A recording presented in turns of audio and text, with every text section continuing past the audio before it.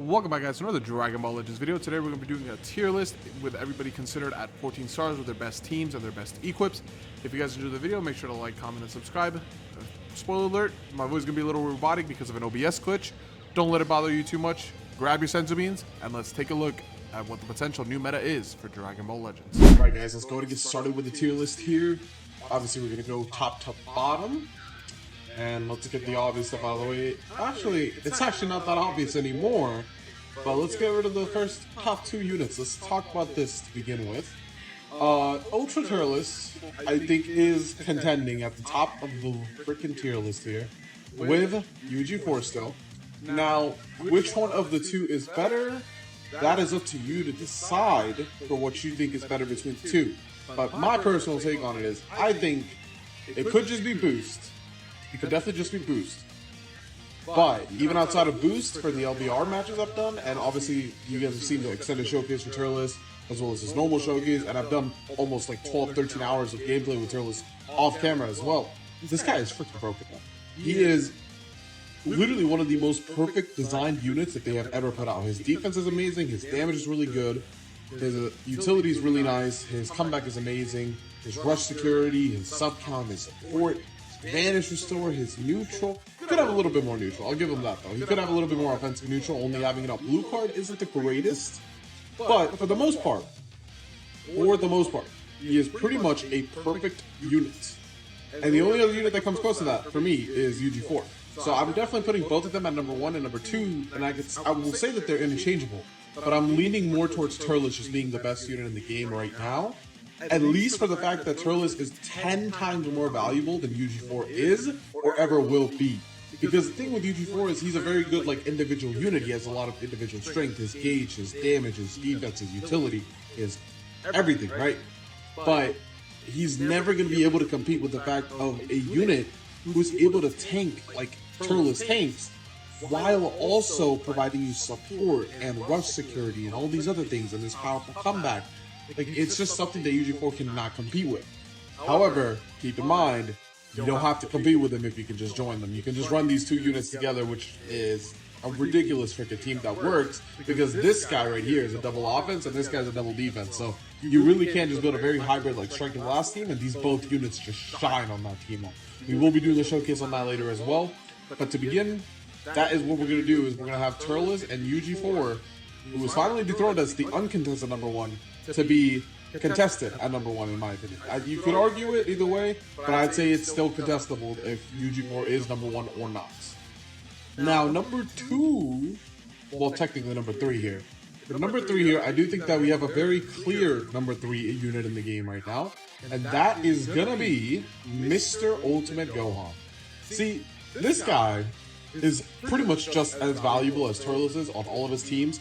He's providing rush security, he's providing support, he's providing damage. His defense is 10 times more lackluster than Turles', but his damage is also 10 times better than Turles'. So there's a give or take there.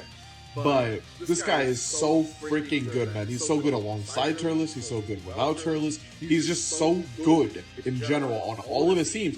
You could even maybe argue that he's better than UG4 right now, but I would beg to differ just because of the sole fact that UG4 is, overall, I still feel very much so stronger than this guy. Yeah, he doesn't have rush security, but he gives you the lock-in as well, and he has his ultimate, he has delaying the rush. He doesn't outright say, you can't rush me, but he does go ahead and delay their rush with the different parts of his kit, such as delaying rush with his gauge, Dragon Ball destruction, and all those things. So, his damage is obviously worse than Gohan's, but everything else I feel like he just kind of does better. But I can see the case for this guy being more valuable than UG4, but I don't think at the current standing that he is just straight up better than UG4. But I could see the case. But I'm going to have Mr. Gohan in number 3 here.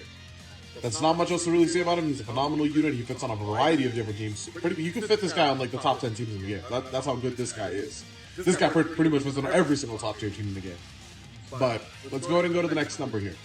So for number 4, number 5, and number 6, I think we have a 3-way tie. And you guys are going to be surprised to see, because I don't know if I actually made a tier list on him, but I made a tier list, I think, or at least I talked about it with a couple people in the community.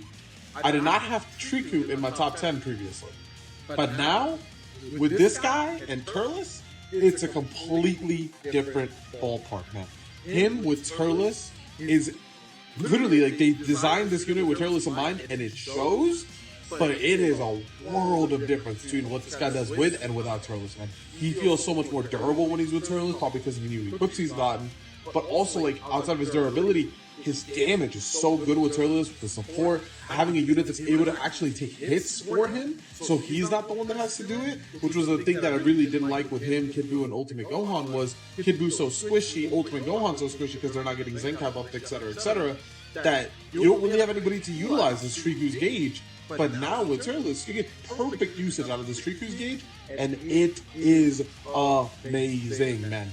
He is the freaking GOAT. I could even argue him higher personally. You can make a case for him at number 3 for me right now. Because this guy, he's just so good.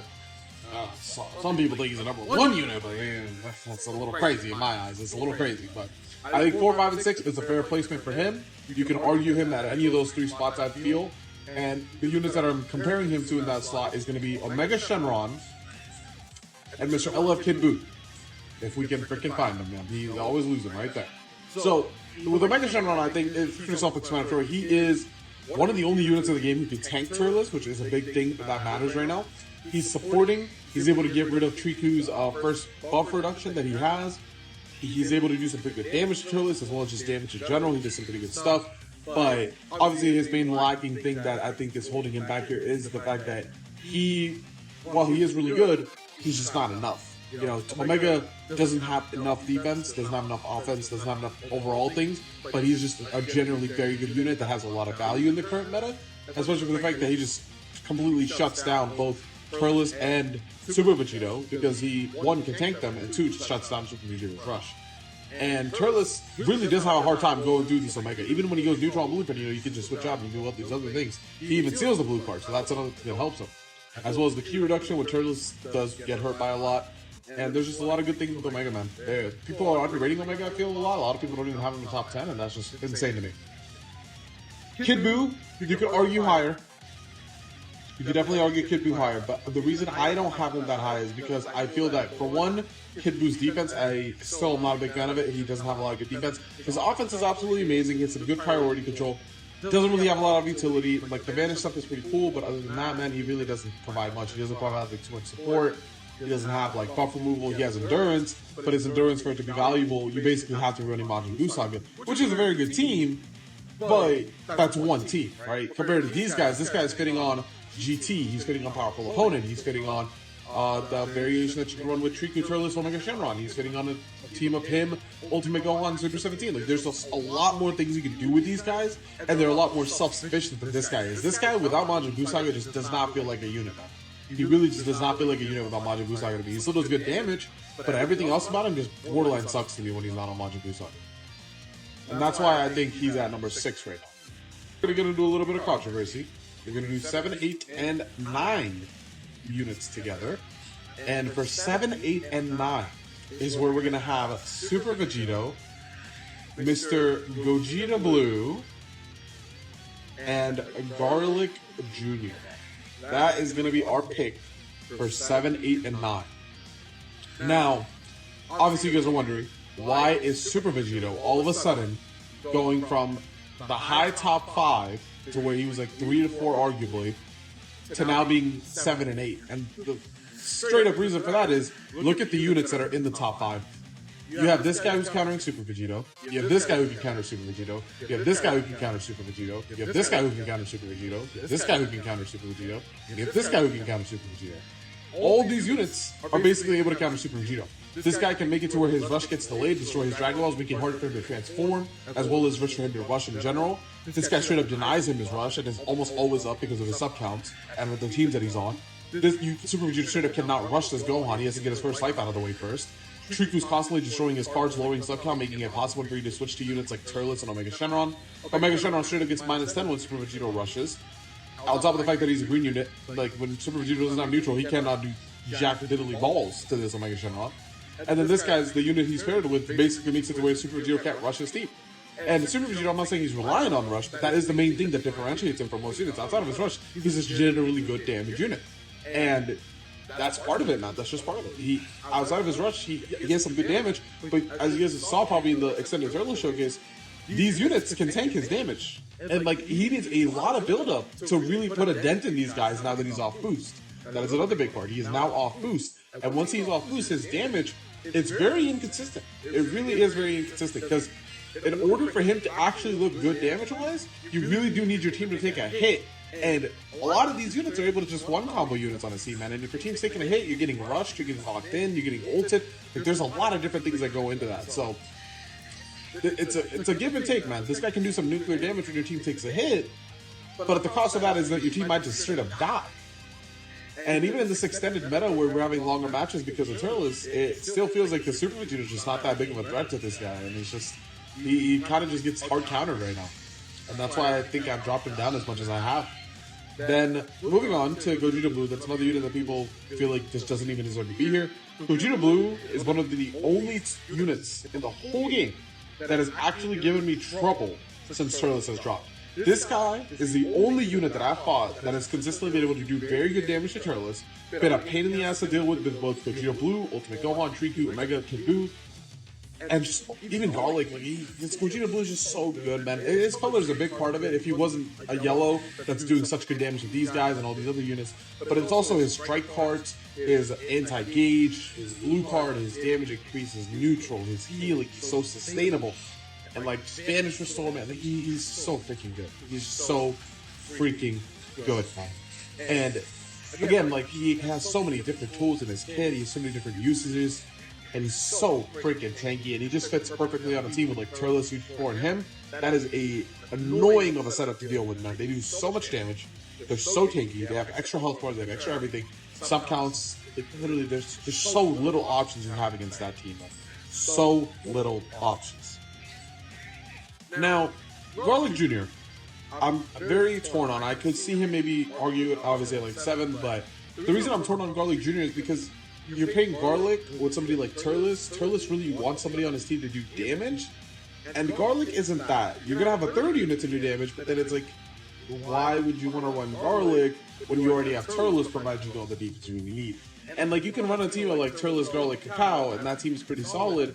But you're basically saying, I'm going to go to timer count, and I'm going to hope that I do enough damage to out-damage you, which 99% of the time you probably won't, but hopefully you can outlive the enemy team and kill them before they kill you, because your team is basically impossible to kill if you're running that. And that's just not kind of like a playstyle that I prefer either, but it's also just, I think Garlic is still really good, but I don't feel like he really pairs as well with Turles as I would think he does, also because he doesn't support Sagas. He only gives Sagas Ki recovery, he gives damage to regen, and that's another big part of it.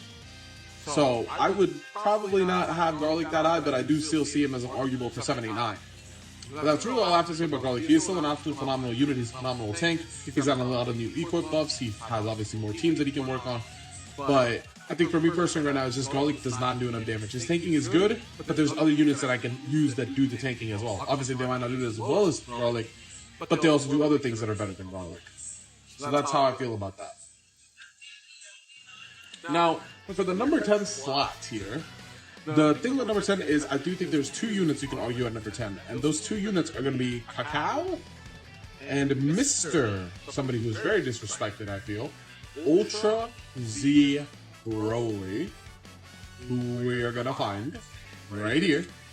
So the reason I'm saying Ultra Broly at 10 right now, and I could maybe even see that he's higher. I could even see that maybe he's higher.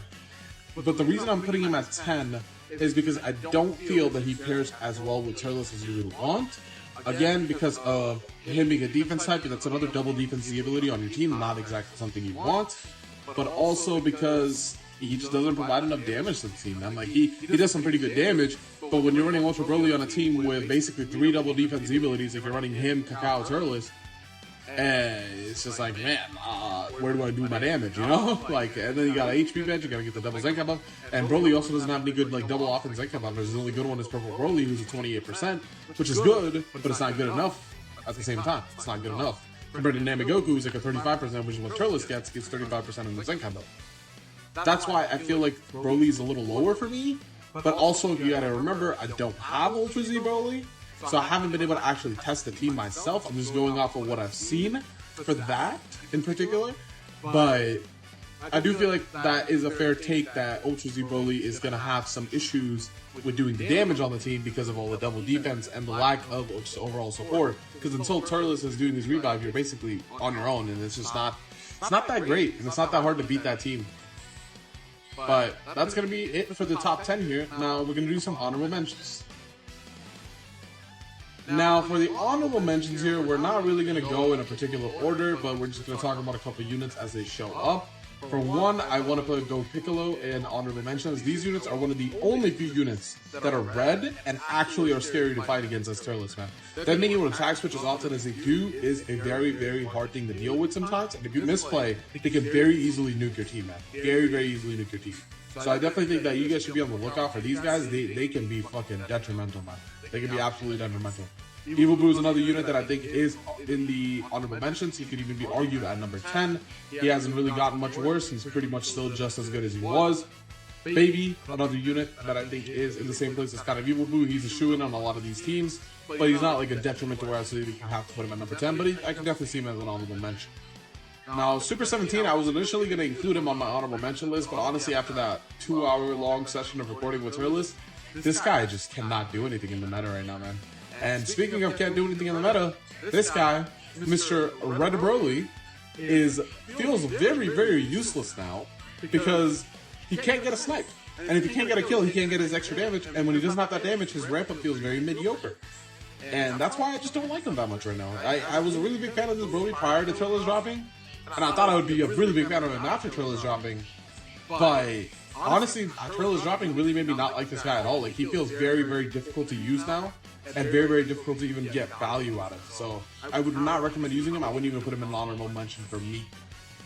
However, somebody I would, Ultra Golden Frieza, could argue at number 10. He's a very powerful. Him and Turles obviously having double comeback. Extremely, extremely, extremely powerful combo right there, man. Extremely powerful combo right there.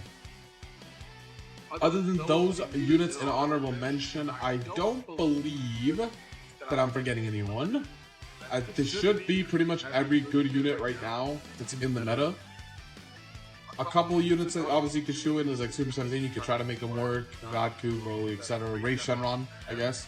Ray Shenron can do some pretty good stuff on the current teams as well. Him with Turles, providing Turles extra support. Bought that once or twice, and that actually does feel pretty good too. Turles getting the support from Ray Shenron and the paralysis and all that stuff feels pretty solid, man. Pretty solid. But that is pretty much going to be the tier list here, man. I don't really have much else to say here. This is how I currently feel with the current meta after my usage of Turles and how I've been using him and go through PvP. And even in like the high ranks, this is what it feels like for me. If there was a no rush situation, then I would probably move a couple things around. I feel like in a no rush setting, you kind of need more damage because if you're running like a normal Turles team that you would run a normal PvP, without rush, those teams don't have enough damage to win. So I would, in a no rush setting, I would probably move a couple of units around because then you need more damage, and that would make some units more valuable than others, and some units less valuable than others. But that's pretty much how that would change. Not too much of a difference with or without, but this is what I think is the current tier list for the Turles release. I think we have a new king. What do you guys think? This is your boy Kaizer, signing out.